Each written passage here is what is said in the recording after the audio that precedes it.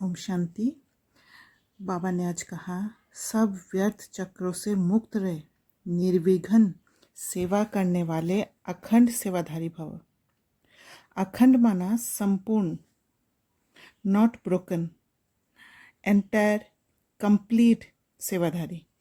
ऐसे अखंड सेवाधारी बनना माना मन बुद्धि से अखंड हो, एक यूनिफॉर्मिटी हो, उस फील्ड में कचरा ना हो। कचरा आता है जब आत्मा वायुमंडल से, संग से या स्वयं के संस्कार से प्रभावित होती है। अनइन्फ्लुएंस स्टेज को अखंड कहेंगे, तब निर्विघ्न सेवा होगी। जैसे कि कोई दीवार के पास कोई बड़ा पेड़ है और उसका जड़ नीचे ऐसे फैलता है कि उस दीवार में क्रैक आ जाता है, माना दीवार पर पेड़ का प्रभाव पड़ गया और वह क्रैक फिर परेशानी का कारण बन जाता है। आत्मा की ज्योति में जो चमक है वह इस समय बुझा हुआ है। जो आत्माएं पुरुषार्थ करते हैं उनका ज्योति जाग उठता है, पर वे अखंड होने के लिए निरंतर पुरुषार्थ की ज़रूरत है, पावर की ज़रूरत है। अगर दीवार बहुत मजबूत हो तो पेड़ का प्रभाव नहीं पड़ेगा।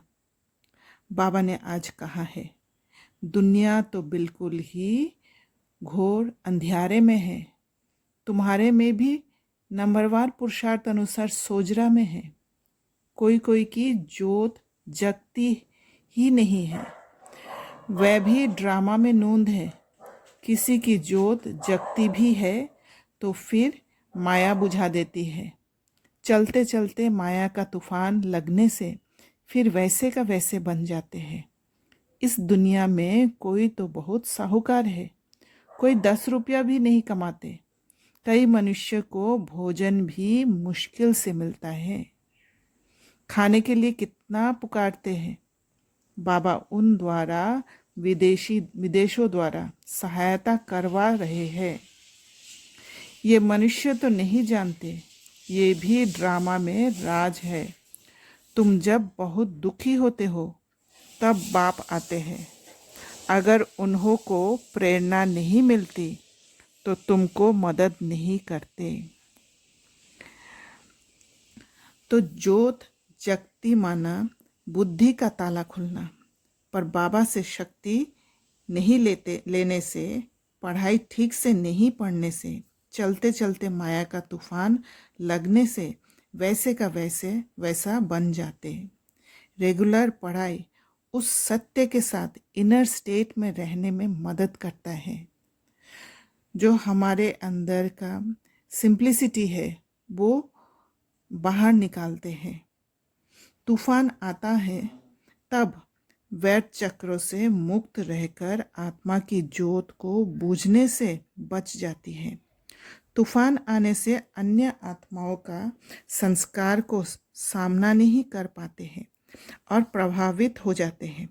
बाबा कहते हैं, कर्म अकर्म विकर्म की गति को जानता हूँ और समझाता हूँ। गति माना हरकत या रास्ता को जानते हैं। टीचर तो सभी को एक जैसा ही पढ़ाते हैं, फिर कोई अच्छे नंबर से पास होते हैं, कोई नापास होते हैं।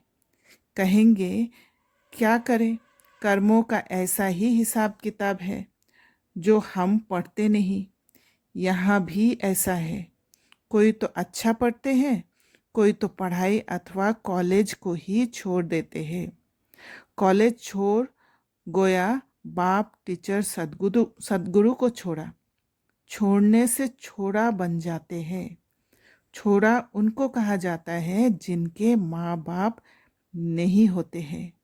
तो माता पिता जिनसे स्वर्ग का वर्षा मिलता है उनको छोड़ा तो छोड़ा छोड़ी बन जाते हैं।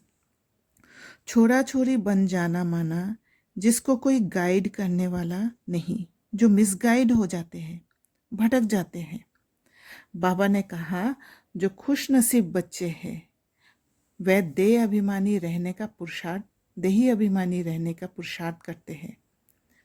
वे शंख ध्वनि करने बिगर रह नहीं सकते।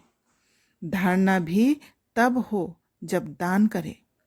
खुशनसीब बच्चे दिन रात सेवा में फर्स्ट क्लास मेहनत करते हैं, कभी भी धर्मराज से डोंट केयर नहीं रहते। तो शंख ध्वनि करना माना मुख से ज्ञान दान करना नहीं, क्योंकि वह होता है अल्पकाल के लिए। असली शंख ध्वनि तब होता है जब आत्मा उस स्थिति में होती है जहां सेंस परसेप्शन से ऊपर उठ जाती है, और उसके लिए बाबा जैसे भोलेनाथ बनना होगा। भोला माना निष्कपट, अनइन्फ्लुएंशियल, कोई प्रभाव नहीं। भोला ही बिगड़ी को सुधार सकता है, जैसे बाबा करते हैं। भोला माना सिंप्लिसिटी, और वो सिंप्लिसिटी सत्यता को निखारते हैं, जो इनर ट्रुथ है उसको बाहर निकालते हैं। एक आत्मा की भोला स्थिति दूसरे आत्मा की बुद्धि का ताला खुलेगा और ज्ञान दान हो जाएगा, और ये क्षमता एक ऊंची स्थिति वाली आत्मा में है। बाबा ने कहा, बाबा प्रेरणा द्वारा मदद दिलाते हैं, और प्रेरणा तब मिलता है जब भोला होता है। बाबा कहते हैं, बच्चे अब मेरे से सुनो। पुरानी देह का भान छोड़ने का पुरुषार्थ करते रहो। अभी तो तुमको पतियों का पति मिल गया है, जो स्वर्ग की बादशाही देते हैं। वहाँ है ही संपूर्ण निर्विकारी। ये है संपूर्ण विकारी दुनिया। दुनिया एक ही है, वही संपूर्ण निर्विकारी फिर संपूर्ण विकारी बनते हैं। पहले भारत स्वर्ग था, अब नरक है। ये चित्र बड़े वैल्यूएबल है।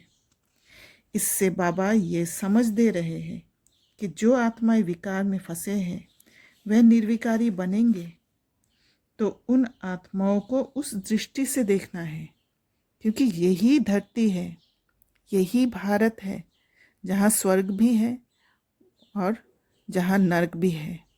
नरक बदल कर स्वर्ग बनेगा, स्वर्ग बदल कर फिर नरक बनेगा। तो माया, बाबा ने साथ में ये भी कहा, माया ऐसी बुरी गति करा देती है जो श्रीमत पर नहीं चलते। तो बच्चे जब श्रीमत पर नहीं चलते तो वो स्थिति नहीं रहता है कि किसी और आत्मा को उस दृष्टि से देख पाए। फिर विकार के लिए अबलाओं पर कितने अत्याचार करते हैं। बाबा ने ये भी कहा, अत्याचार भी अहो सौभाग्य, बाप से वर्षा तो ले लेंगे ना। तो कितने सुंदर तरीका से बाबा उस भोला स्थिति से हम कैसे, जो सेंस परसेप्शन से हम अनुभव करते हैं, जो हमें दिखता है, उसको हम परिवर्तन कर देते हैं, और परिवर्तन करके हम अपने अंदर के जो ज्योति, वो ज्योति को, आत्मा की जागती ज्योत को अखंड रख सकते हैं। और वही है ये व्यर्थ चक्रों से बचना। इसी पुरुषार्थ से हम व्यर्थ चक्रों से मुक्त रहकर निर्विघ्न सेवा करने वाले अखंड सेवाधारी बन जाते हैं। अच्छा, ओम शांति।